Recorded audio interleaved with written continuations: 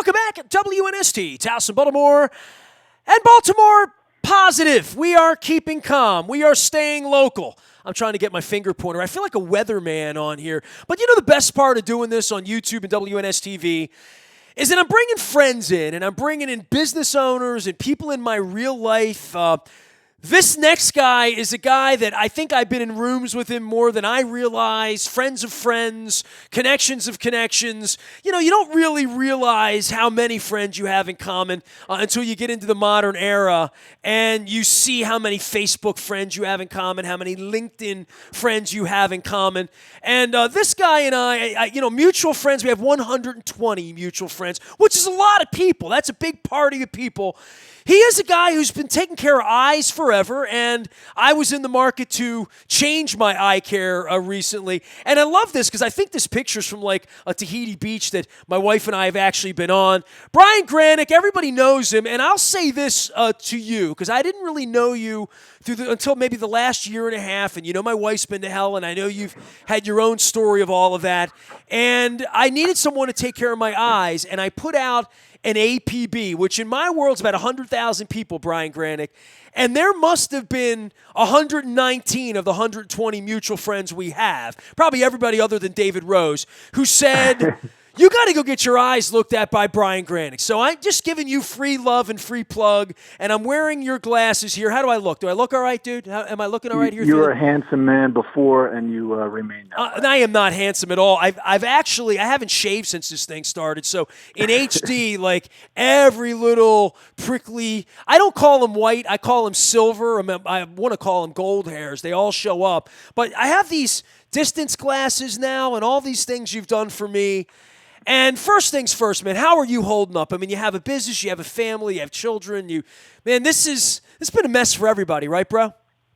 Absolutely. We're doing okay. And, of course, like everybody, we're going to get through this together. And things are going to be great on the other side. I love when you say together because my hashtag is togetherness with one S, Like I'm trying to put this thing together in the Baltimore positive thing. And as you know, it's been a journey with my wife and B positive blood that led to Be More Positive, which led to Baltimore positive and my Proud to Be Baltimore shirt that I'm rolling on here.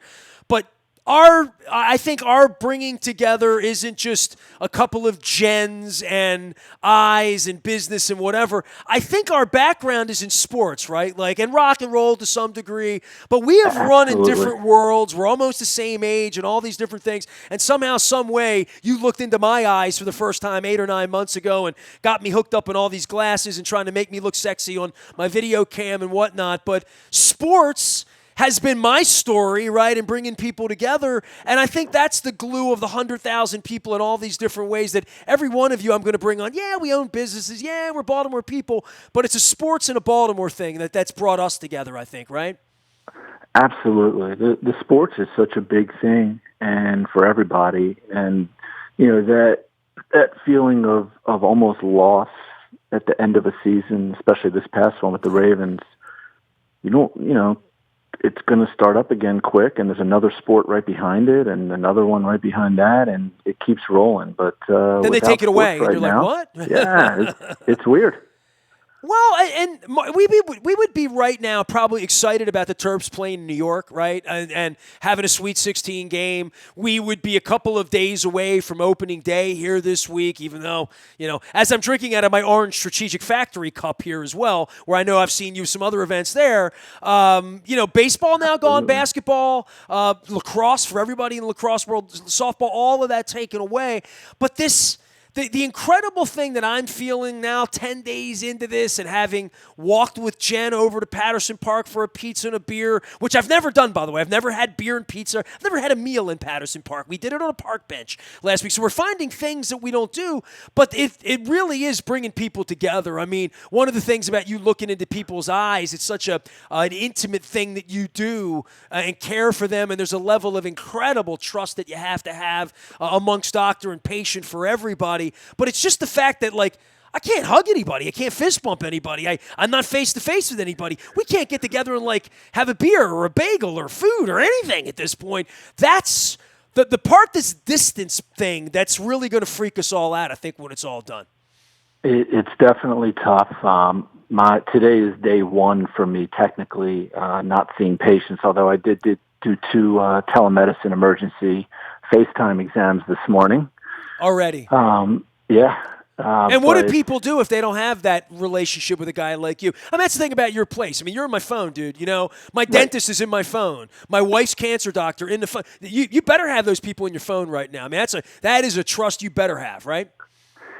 yeah, it's an important thing. Our practice and really life in general, but is so relationship heavy. And, we view every patient that walks in as a friend and a family member, and that's how they're treated. And most patients have my cell phone, or certainly access to my cell phone. It's on the voicemail. It's easily accessible, and I want them to be able to reach out to me for eye problems. Well, here we are, and we're in this thing, and you have employees. You have people like me. Like, my glasses, I sat on the damn things, Bri.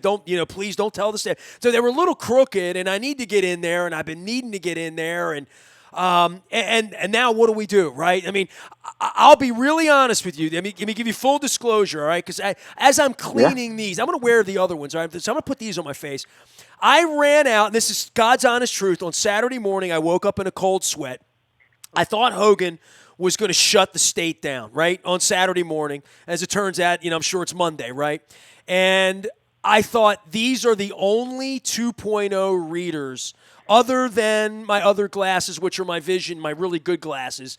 And I thought, what if I sit on these again? I don't have any other 2.0 readers. What if we're in the house a month, like I think our mutual friend, Jody Cutler, over in Italy right now, is working on a month in gas masks out in northern Italy. I know we at least have mutual friends. If you don't know her, a bunch of people who know you know her.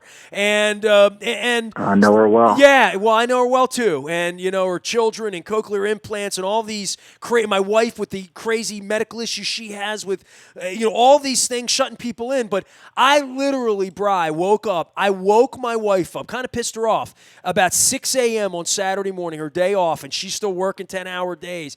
I said, I think we got to go to the Walmart. I said, remember those crazy glasses that we got down in Florida last year at the Robbins seminar that I got for reading? I don't have any 2.0s. I moved out of 175s. Granek moved me up to these 2.0s. They're the only ones I got.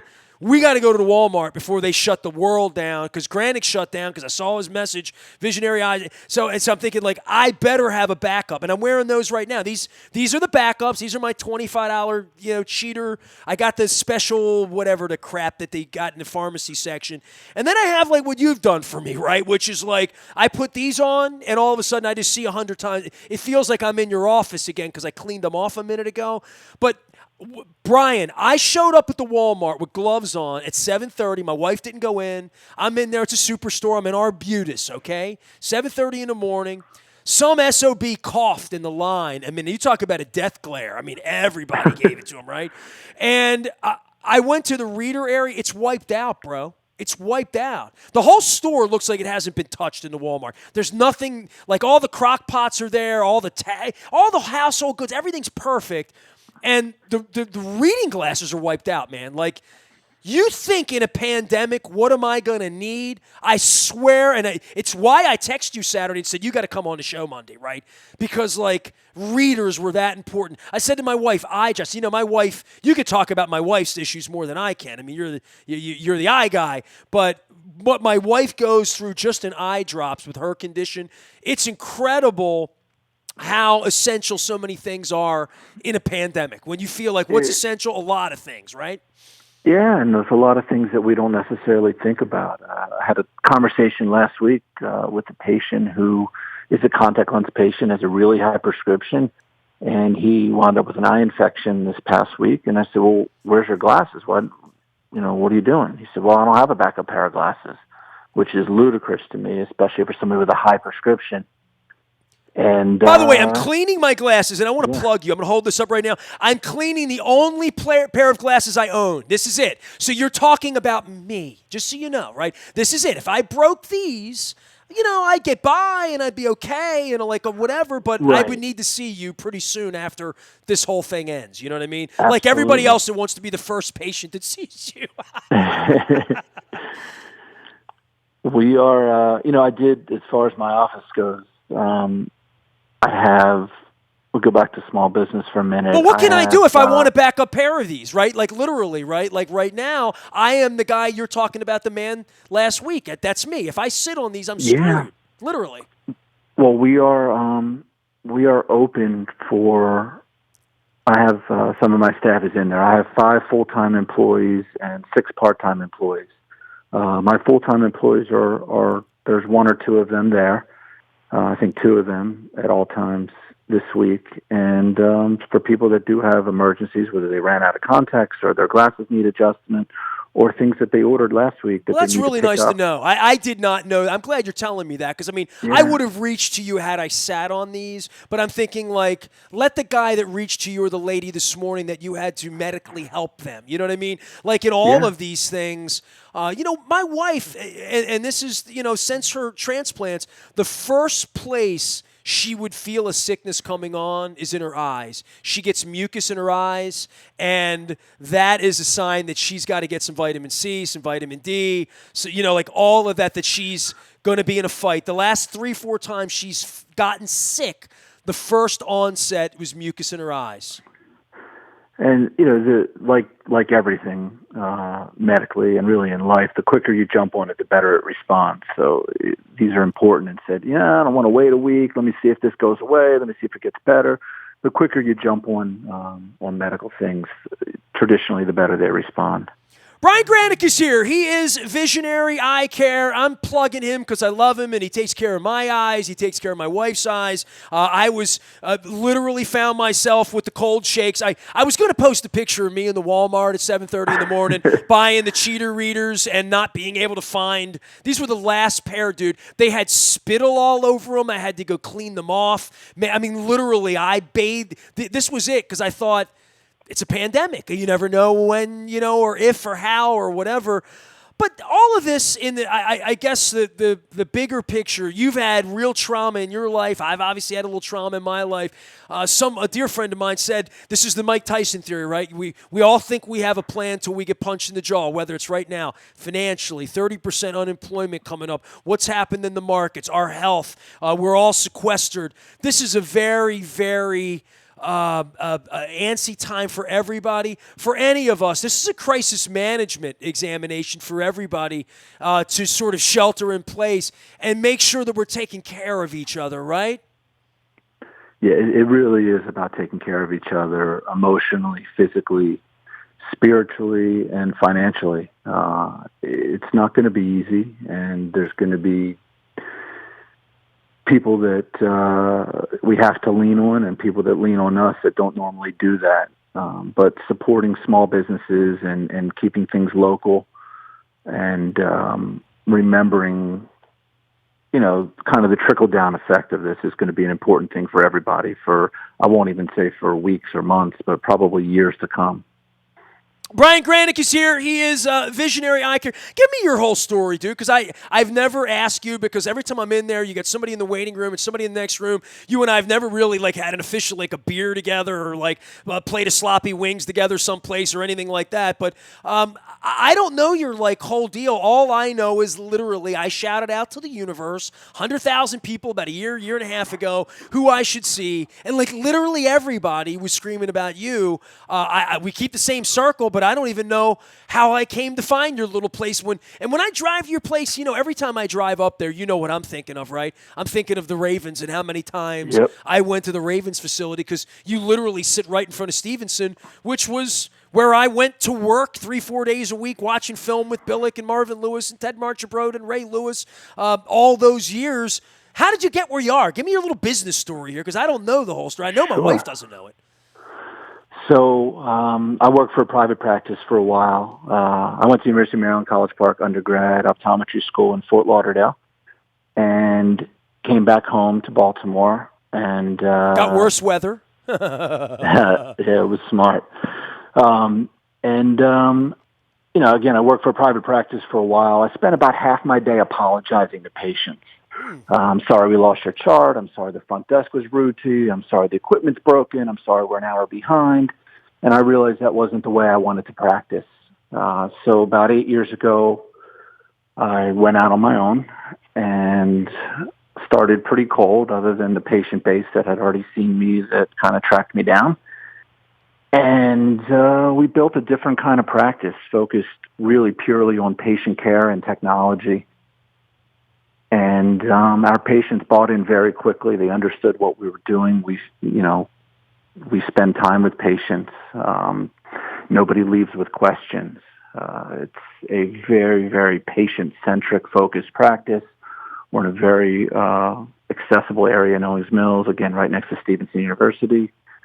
And it's really not that hard of a model. You treat people well. You take good care of them. You make them see better. You take care of their problems. And they tell their friends. It's a very, very simple model. Again, it's really a golden rule type of thing. And we treat everybody the way we treat our mother. And they get it. And that's really how the practice kind of built. Visionary Eye Care is the way to find it. Yeah, you can find him online. Brian Granek's my Facebook friend. He takes care of my eyes, and I thought if I'm going to feature the people in my life that I'm trying to take care of and paying it forward during this really weird time and scary time and uncharted waters for all of us and all of us that have been through challenges in life, this is a time to look for a little inspiration. I know a lot of folks look to you for inspiration. I didn't even know your full story about all the challenges that you've had. But wisdom for people in times of crisis and reaching to things. You had an unbelievable quote, and you wrote this beautiful thing about your wife and where your life is. But you had an incredibly inspirational quote from Rabbi Yosef Kanevsky. Can you tell me who Rabbi Yosef Kanevsky is, or is that your rabbi? It is not my rabbi. I don't know him or haven't ever met him. You just lifted the quote. Okay, quote. You wanted to attribute it. Okay. Yeah. Every hand that we don't shake must become a phone call that we place. Every embrace that we avoid must become a verbal expression of warmth and concern. Every inch and every foot that we physically place between ourselves and another must become a thought as to how we might be of help to that other should the need arise. Dude, where did you find that, man? It made me invite you on the show, bro. Come on, man. You can't inspire me like that and not come on this show. Come on.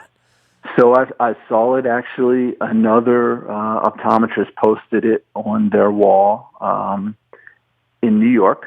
And then I saw it again when a mutual friend of ours, Dr. Scott Balin from Catonsville Dental, put that in his patient letter when he was making the socially responsible decision to shut things down. Have you Googled him yet? I just did, by the way. You want me to read to you who he is, or yeah, do you know? Please. Oh, yeah. I mean, I just Googled it, and I'm going to pronounce some of this stuff really, really poorly, but you know that going in, right? It looks like, hold on. Oh, I got a picture of him. It's popping up here. Rabbi Kanevsky was ordained in 1989 at Yeshiva. Pronounce that for me. Yeah, you got it, Yeshiva. Perfect. Okay. See, I dated a Jewish girl for a couple of years. I didn't get it all right. Hi, Robin. Where he also received a master's degree in Jewish history, began his rabbinic career in 1990 as the associate rabbi at the Hebrew Institute of Riverdale in New York, where he learned under the tutelage of Rabbi Ava Weiss. So this is a very living, breathing person who writes this, and you can find him CLAL.org. How about that, right? CLAL.org. You can Google anything, Brian. It's incredible. See, I get inspired when I say it's a you can go into the hole here, especially with YouTube. You can watch videos all night. I've been doing that lately too. But I like learning stuff, and when I see inspirational stuff, I'm gonna maybe reach out to Rabbi Yosef Kanevsky and see if I can get him on the program next week. What do you think? Pay it forward. That'd be great. We'll see how many links, how many cool people we can find out of one crazy quote on the internet. How about that? Absolutely. Good stuff. Well, you are available if anybody, dare I say, shoots their eye at. I don't mean that, but if anything weird happens during these tough times, people are out there, and certainly I hope that we don't need you. I would only hit you like in a super-duper emergency right now, other than trying to have you on the radio, because I feel like people are reaching out to you. Any words of wisdom for eyes and taking care of eyes that just is sort of a general thing that, like, I'm getting older. I literally in my pocket right now, my eyes were a little dry this morning. I just keep some lubricant eye drops. Any sort of words to the wise for people that is just sort of good common sense right now, where we're all stuck at home and trying to hang in this together? Well, independent of the obvious hand washing thing that everybody should have been doing anyway, all this screen time that we're going to have, you kind of blink less when you're reading or staring at a computer or an iPad or a phone.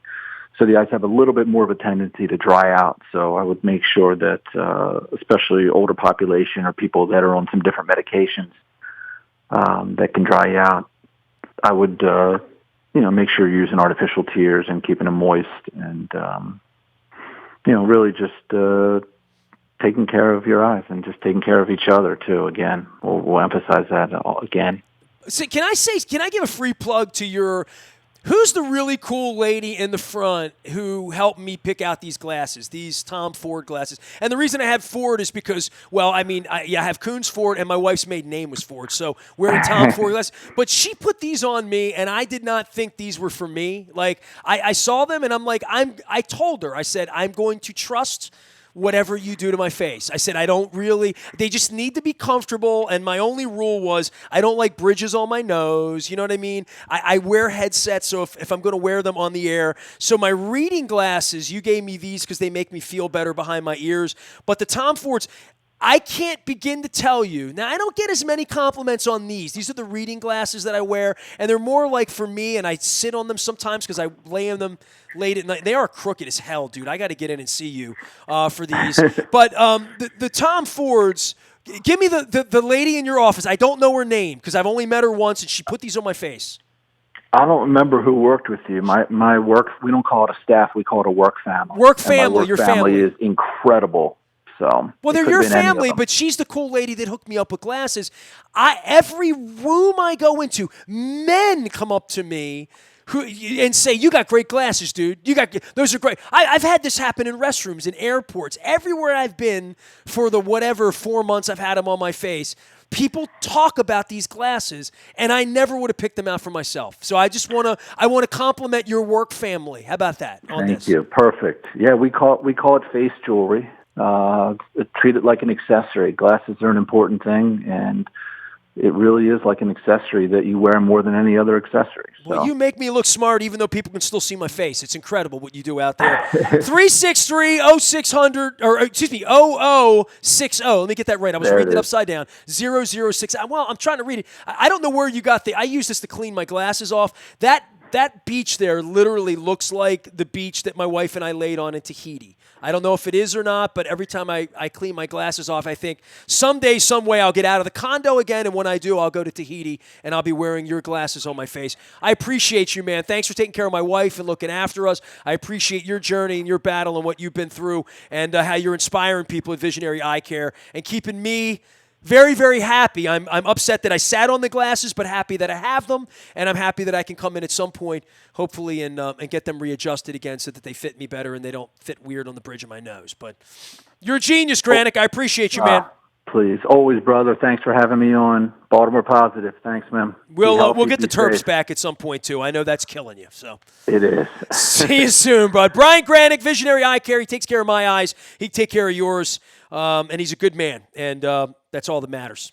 And he's got a really nice beach scene there. Maybe the next one we'll have a picture of me on the beach there somewhere. You can find me, Nasty, at WNST.net during the shutdown, lockdown. It kind of weirds me out to wear my real glasses like that when I'm not seeing far away. Now my eyes are watering.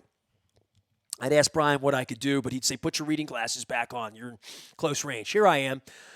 Facebook, Twitter, LinkedIn, Snapchat, Instagram, everywhere you are during the shutdown, the lockdown, stay safe.